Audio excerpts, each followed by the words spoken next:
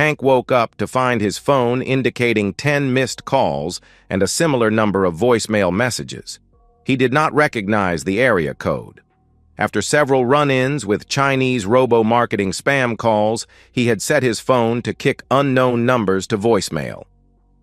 Usually, Beijing Betty did not leave a message. His daughters were not yet up, so he began to listen to the messages. It was then that he learned that his wife, Randy, was not in Jacksonville, Florida, visiting her parents and sister for the weekend as she told him she would be. Instead, she was in the burn unit of a hospital in Boulder, Colorado. Hank paused for a moment. His phone gave him push notices of news. It was usually a nuisance, but taking the time to turn off that feature had never seemed worth it. Something about fires stuck in his mind. He realized he had seen a news headline with the words "fire" and "Boulder" as his phone screen came to life that morning. He got onto the phone homepage and saw the Newswire headline, "Freak wildfire consumes suburban Boulder subdivision overnight." Interesting. Hank would be the first to admit that sometimes he was not the sharpest tool in the shed, but he really could think of only one reason that his wife of 7 years would lie about where she was going to spend a weekend. He slowed himself down on purpose. No point rushing into anything. He made coffee. The girls would not be up for at least an hour yet. He took the coffee over to his wife's work nook in the dining room. He found her laptop. He opened it to find that it was now password protected with a password that he did not know. But Randy was absent-minded and lazy, so he searched for a password written on some scrap of paper and found it buried at the bottom of the drawer of the little desk. After getting access, he found that she had not even closed her email browsers. She had just snoozed her computer, relying on her new password and apparently on her confidence that Hank would not invade her privacy. All assumptions existing in this family before this morning are no longer operative, Hank thought. There it was, flipping obvious. She was hooking up with her old college boyfriend, Josh Turner, at his Boulder home on a weekend when Josh's wife would be away. This was the guy who broke Randy's heart by falling in love with the woman who became his wife. But it seems like he developed buyer's remorse over the years. There was not a lot of detail in the emails, mostly just confirmations of arrival times. Hank assumed that they poured their hearts out to each other over the phone. One interesting factoid popped out. Her parents and sister knew and had agreed to cover for her. That was not in the emails, but in the Facebook Messenger chats that were also still open. They all thought that she should have married Josh, whose family had money. Hank was just numb, like he was watching a slow-motion car wreck happen, and could not look away. He took the time to breathe deeply. If he didn't, his fricking Apple Watch told him that it was mindfulness time anyway. He really had to figure out how to turn that feature off. But Hank knew if he did not breathe deeply and calm down, he was liable to punch holes in the sheetrock walls of the house. He called the hospital in Boulder. When the switchboard answered on a hunch, he asked if Josh Turner was a patient. When they asked Hank to identify his relationship with Mr. Turner, he said he was a friend. The operator then said that she could not provide any information. That sort of answer sure made it sound like they had a patient named Josh Turner. Hank then called the number left on his voicemail. It was the direct line to the hospital admissions office. After he identified himself, a clerk there told him that Randy was brought in with third-degree burns over 80% of her body, including damage to her lungs from smoke inhalation. The fire, it seems, had flared up suddenly in the drought-stricken area, spread rapidly with high winds, and cut off the only line of escape from the development. Over 100 homes had been destroyed. "Sorry," Hank said. "It can't be my wife. She's in Jacksonville, Florida. You must have incorrect information." He hung up. He knew that it was her in Boulder now. He could feel it, but he was not going to make this easy on anyone.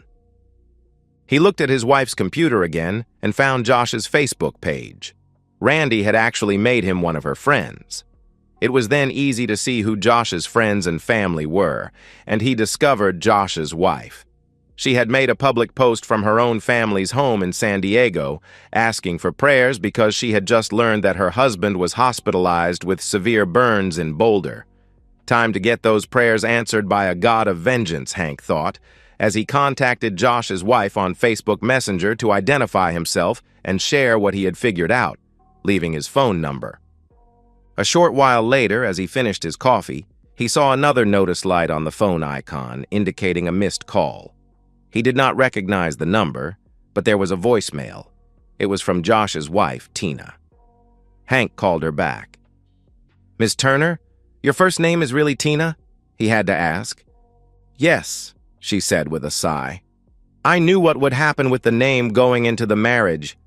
I did it for love. It's just an icebreaker now. You must be Randy's husband." "Yes," I answered. "I knew about her, of course, when Josh and I got together. He's been acting funny lately, but I never knew why. Now it is all making sense. Is that your story too?" she asked. "Kind of. I knew about Josh, but Randy was not acting funny that I noticed." "You're taking it calmly, Hank. How are you doing that?" she asked. "My damned phone keeps telling me it is mindfulness time and to take deep breaths. I don't even want to look at what it thinks about my heart rate," I replied. Tina chuckled. "You sound calm too," I asked. "I'm taking pills," Tina said. "I don't know what they are. My sister had some. Josh is badly burned. They've already got him in a medically induced coma. He is probably not going to make it. I lost it when I heard that. Now, I am just in shock, especially now that I know the truth about what really happened." "What's your wife's story?"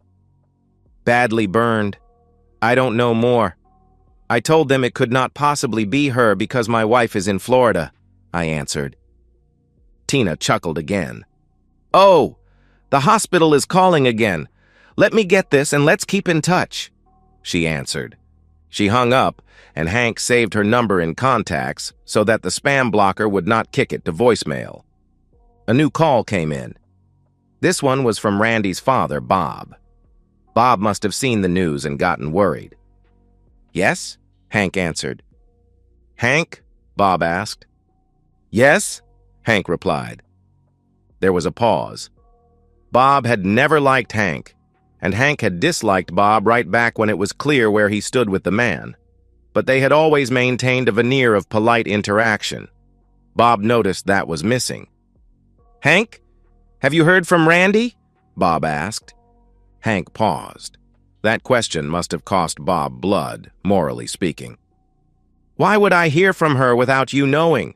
She's up in her old room, isn't she? Spending time with you, that shrew of a wife of yours, and your other daughter." Bob now knew that Hank knew. He sighed. "Hank, she does love you. I know we've never gotten along." Bob started to defend her. "Bob," Hank cut in, his voice rising in volume, "that is a load of nonsense. And before you keep talking and annoy me more, the deal is that you always disliked me. I guess you never thought I was worthy of your daughter, but that Josh was. Your wife and other daughter have both been smarmy jerks around me, too. I've put up with it to keep the peace, but that's over now. And I want to be clear. If you were standing in front of me right now, I would punch you in the mouth over and over again until you spit out blood-soaked teeth. After that, I would beat both women with a tire iron, just for fun. So damn you to death, you and your lying family, you miserable jerks." Hank hung up. There really was no more to say. To save time, though, he blocked Bob's phone numbers and those of his mother-in-law and sister-in-law. "Daddy, why are you yelling?" his daughter Nicole asked him, walking into the kitchen. Her younger sister Rebecca followed her. "Daddy said a bad word," Rebecca announced. "He did?" Nicole asked. "Say it again, Daddy. I didn't hear it." Hank had to smile. "What was the bad word, Becky?" Hank asked. She frowned. "I can't remember," she answered quietly. "I think you must have heard wrong. Now let's get breakfast," Hank announced. Today would be a pancakes day. 3 pancakes each and some orange juice later, both girls were watching cartoons. It was Saturday morning, after all. They liked Bubble Guppies. Hank hoped those were gateway cartoons to something more substantive like Pinky and the Brain or Phineas and Ferb. The phone rang again. It was Tina Turner.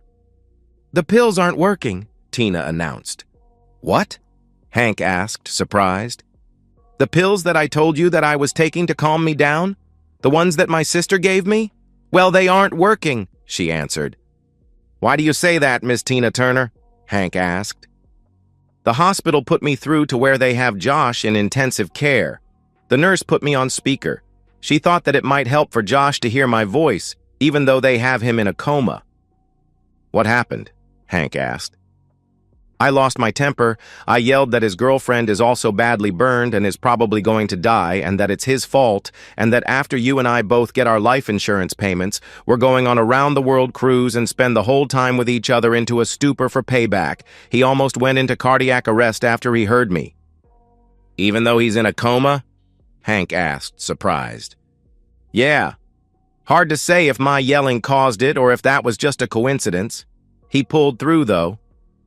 "Sorry," Hank replied. She paused. "Sorry for what? Are you sorry that he nearly went into cardiac arrest, or sorry that he's still alive?" she asked. All of Hank's instincts were leaning toward cruelty, but he controlled himself. "Just sorry for all of this," Hank replied. "Me too," she answered. After a moment, he asked her, "Tell me about this cruise we're taking." "Sorry, I don't know where that came from," she replied. "I'm interested, though," Hank answered. "I bet you are." She paused. "Are you really interested, Hank?" she asked. He answered, "I saw on Facebook that you have a pretty face, but I didn't take the time to cyberstalk you properly. If I had to spend time revenge-loving with anyone, you'd be a pretty good choice. Why do you ask? Do I have a shot?" "I don't know," she replied slowly. "It's just that I have spent the time since I realized he was cheating wondering what was wrong with me. Knowing that you're interested makes me feel a bit better. You're not so bad-looking yourself for what it's worth." Hank snorted. "Thanks. It's nice to hear that, even if my wife obviously preferred your husband." "Maybe the problem is not us," she answered. "Sounds like that could be right," Hank replied. Tina Turner paused again.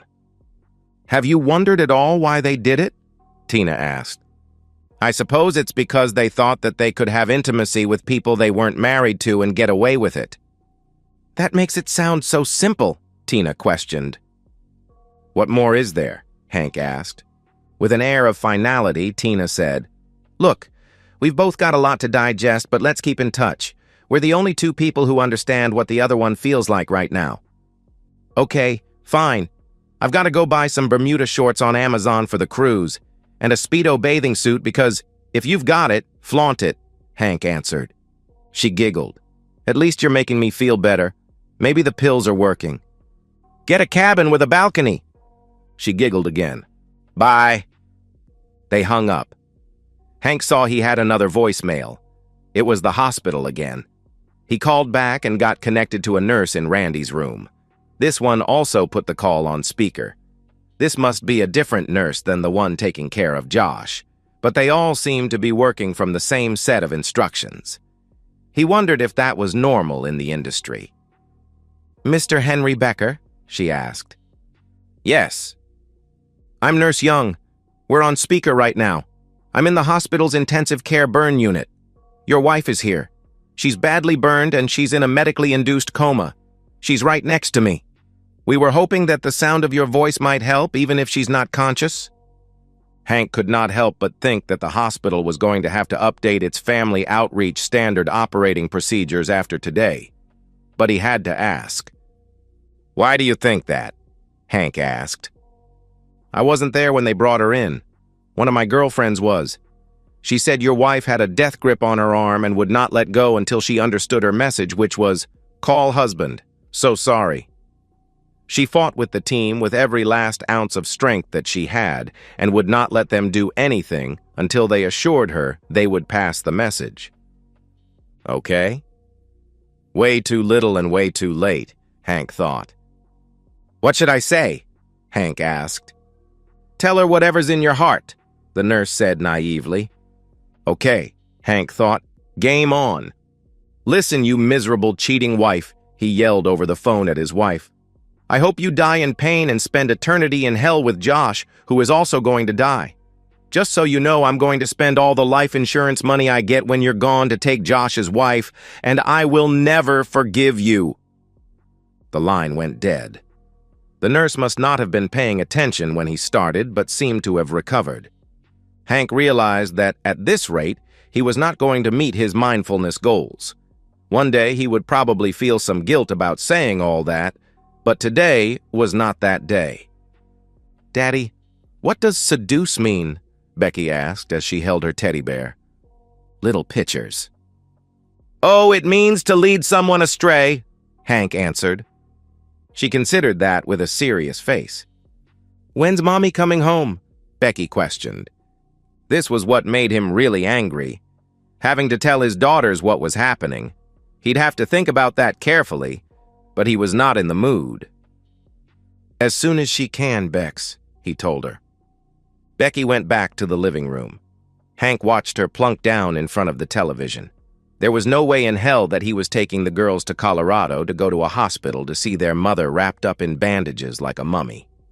He would rather deal with their difficulty in understanding than a memory like that. That decided him. 30 minutes later, he had tickets for 1 week at Disney World, a reservation for one of Mickey's on-site hotels, and plane tickets. They were leaving the next morning. Nicole would have to miss a bit of kindergarten, but that was just going to be the way it went.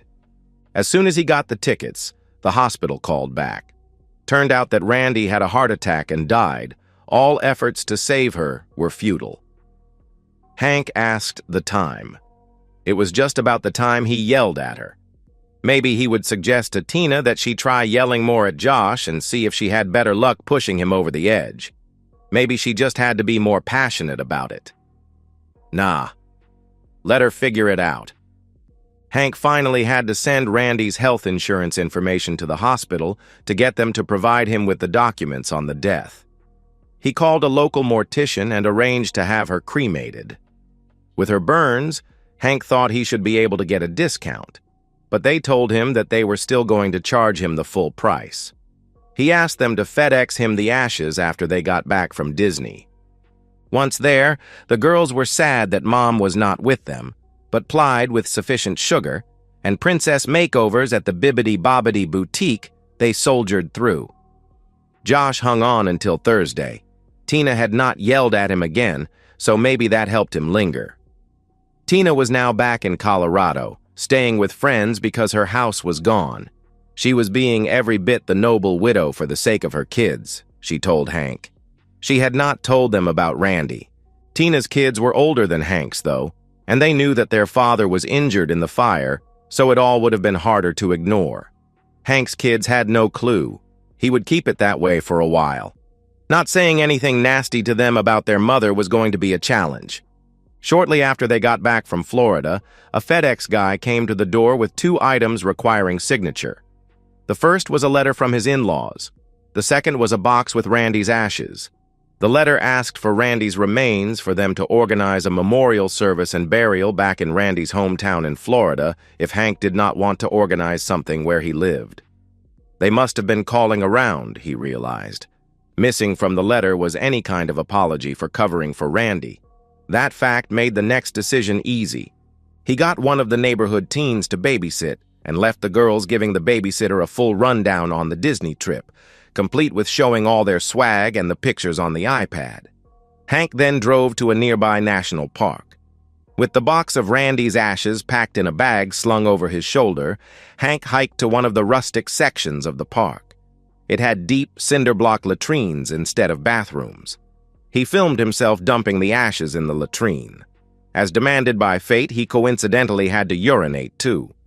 Hiking back to the car, he considered whether some therapy might be wise, but the thing was that he was no longer angry. Well, not angry enough to hit anyone. Destroying reputations was another thing. He still posted the video on Facebook of him dumping the ashes in the latrine, along with an explanation. Afterward, he wondered if the National Park Service was going to give him some kind of a ticket for soiling the cesspool. If so, he would gladly pay. He never contacted his in-laws but saw in the paper that they had some kind of celebration of life service in Jacksonville without him or his daughters. He told the girls that Mommy had an accident while she was away and would not be coming back. They took it like he expected. Fortunately, their daycare and kindergarten teachers were wonderful and helped support them. The life insurance payment was nice. Randy had more insurance than Hank thought. The insurance payouts made it easier to rearrange his work life. He decided that what his daughters needed was lots of fresh air, especially at playgrounds that had lots of kids. And pretty young mothers, many of whom were very sympathetic to his tragic story, when he led them into dragging it out of him. He left out the bit about Randy cheating. He wanted to appear sympathetic, not pathetic. His kids started getting invited to lots of play dates to which the mommies had invited their pretty single friends. Hank began to see a way forward. Hank never got together with Tina Turner, although they did chat on the phone every now and again. And that's the end of today's story. If you enjoyed it, please give this video a thumbs up and drop a comment below. Your support helps the algorithm push my content further. If you're new to the channel, don't forget to hit that subscribe button. It really helps me keep creating more stories for you. Thanks for watching, and I'll see you in the next one.